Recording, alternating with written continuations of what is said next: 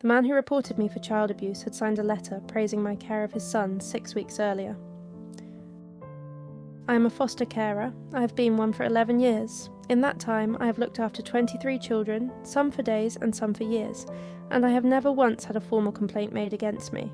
My record was, as my supervising social worker described it in writing, exemplary. I tell you this not to make myself sympathetic, but because it is the context without which nothing that follows makes sense, and I need you to stay with me until I tell you about the date on that letter, because that date is the reason I am still fostering today.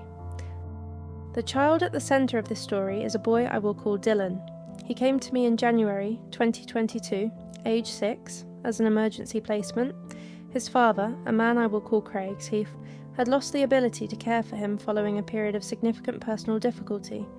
The placement was intended to be short-term. Dylan was a quiet, careful child who took 3 weeks to make eye contact and 4 to laugh at anything. By February, he was sleeping through the night. By March, he was asking if he could stay. Craig had supervised contact twice a week throughout.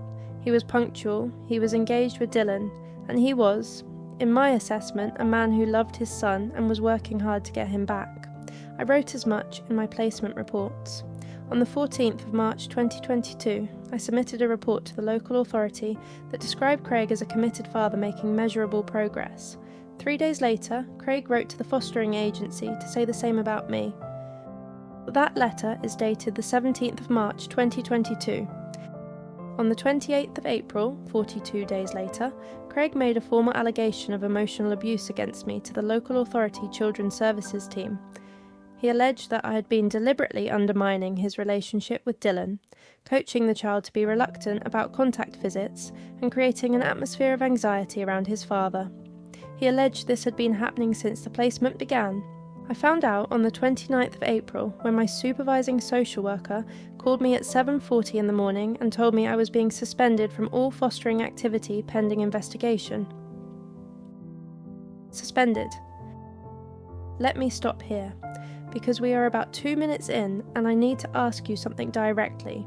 When an allegation is made against a foster carer, what do you assume?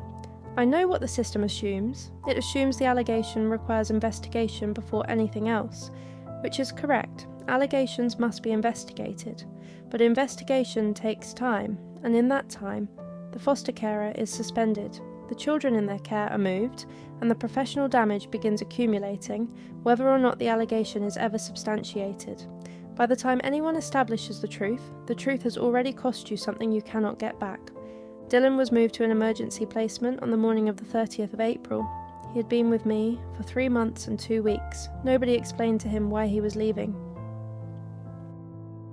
The investigation was conducted by the local authority designated officer, known as the LADO, the person responsible for managing allegations against professionals working with children.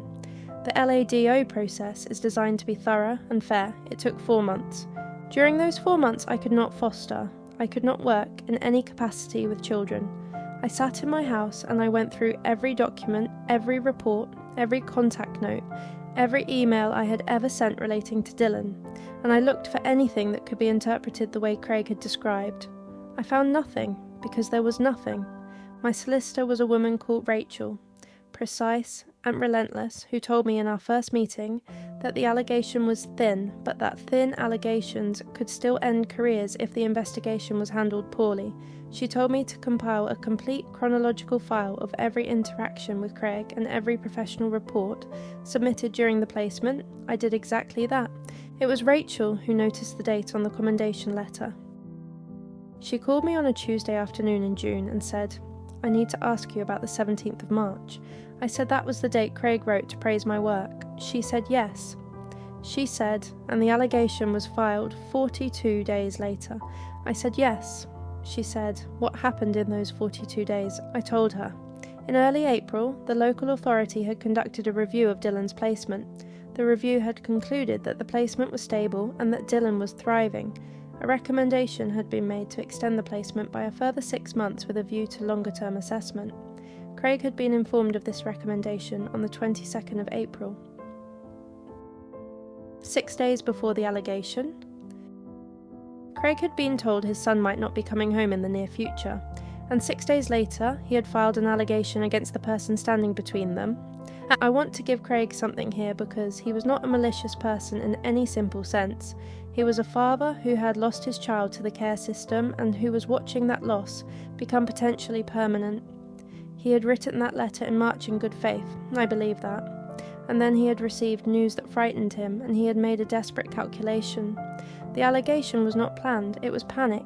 That does not make it acceptable, but it makes it human.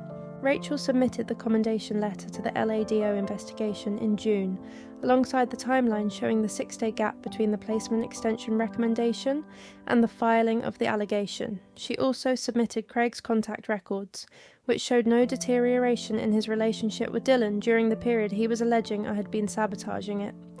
The records showed consistent, positive contact. His own behaviour contradicted his account. The LADO investigation concluded in August 2022. The allegation was found to be unsubstantiated. Craig's account was found to be inconsistent with the documented evidence. The investigation noted that the timing of the allegation, in the context of the placement extension recommendation, raised significant questions about its motivation. Full justice served. That is what the paperwork said. I returned to fostering in September 2022. I've taken 3 placements since. Dylan was eventually returned to Craig's care in November 2022, following further assessment. I was not informed of this directly. I read it in a standard closure letter. I think about Dylan sometimes, not in a way I can do anything with, just in the particular way you think about a child who called your house home for 3 months and then disappeared from your life entirely because of a document with the wrong date on it. The letter Craig wrote about me in March is still in my file. I have kept a copy, not for any practical reason, just because I needed something that told the truth about what happened, in writing, before everything else did not. What would you do if the person you had trusted to work with you in good faith used that trust as a mechanism to try to destroy you? I have been thinking about that question for 2 years. I have not found an answer that fully satisfies me.